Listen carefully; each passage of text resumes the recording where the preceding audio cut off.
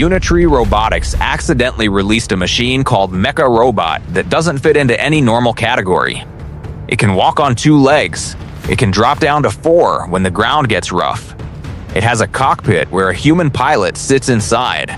And during the launch demo, it smashed straight through a real cinder block wall. And the company that made it still isn't entirely sure what you're supposed to do with it. That's basically the situation with Unitree's new GD01. It's being called the world's first production ready manned mecha for civilian use. But the more important question is this: is this machine actually ready for serious work, or is it still mostly an expensive demonstration? That question matters if you run a business that involves physical work, difficult terrain, or large operations. Here's what Unitree actually built. The GD01 stands roughly 2.7 to 2.8 meters tall, about 9 feet, in bipedal mode. It weighs around 500 kilograms with the pilot inside.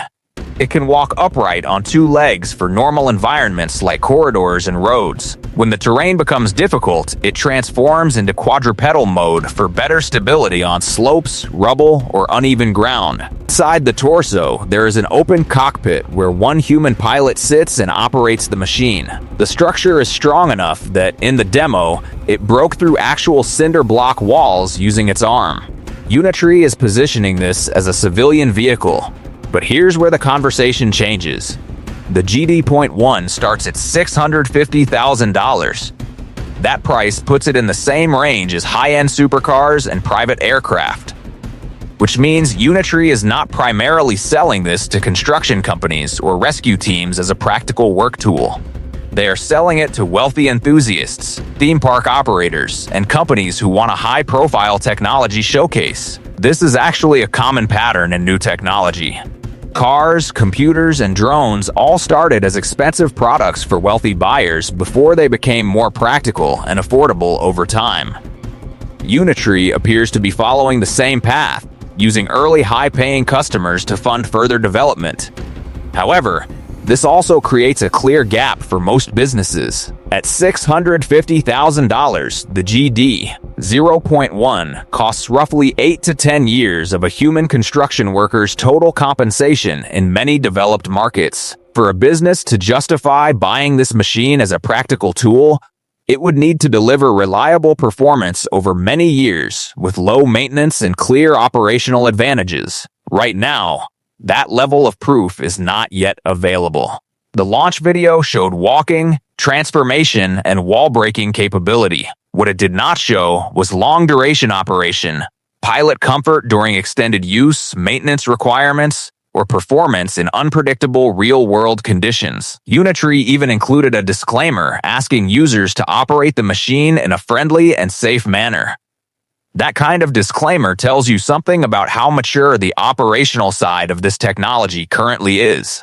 I've followed Unitree for several years, and their smaller robots have generally delivered solid performance at reasonable prices. So I believe the GD01 hardware works as shown in the demo. It can walk, transform, and carry a pilot. What I'm less certain about is how ready it is for consistent, day-to-day professional use. A machine that performs well in a controlled launch video is not the same as one that can be safely and productively operated for full workdays in changing conditions.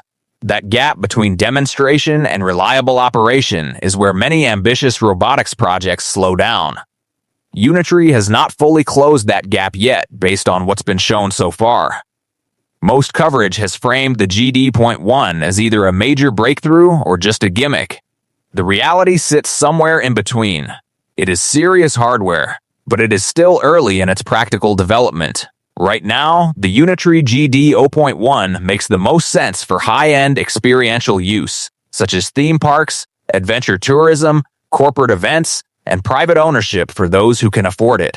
Its transforming design gives it real potential in difficult terrain transport and specialized operations. Looking at where this type of technology could actually be used, the strongest near-term applications are in rough terrain transport, heavy industry support, search and rescue in collapsed structures, and tourism or entertainment experiences. In the longer term, 3 to 7 years from now, it could find roles in construction support, remote agricultural work, and emergency services, especially where human access is dangerous or limited. For most businesses dealing with regular physical work today, however, it remains too expensive and unproven to serve as a practical daily tool. The more useful move right now is not buying the machine, but watching what Unitree does next. A company that moved from affordable quadruped robots to a $650,000 piloted mecha in the same product line is clearly progressing quickly. The versions that come after this one are likely to be more capable and more practical. A smart business owner or operations manager should keep an eye on this development and start considering where this type of technology could eventually fit into their industry. So here's my question for you.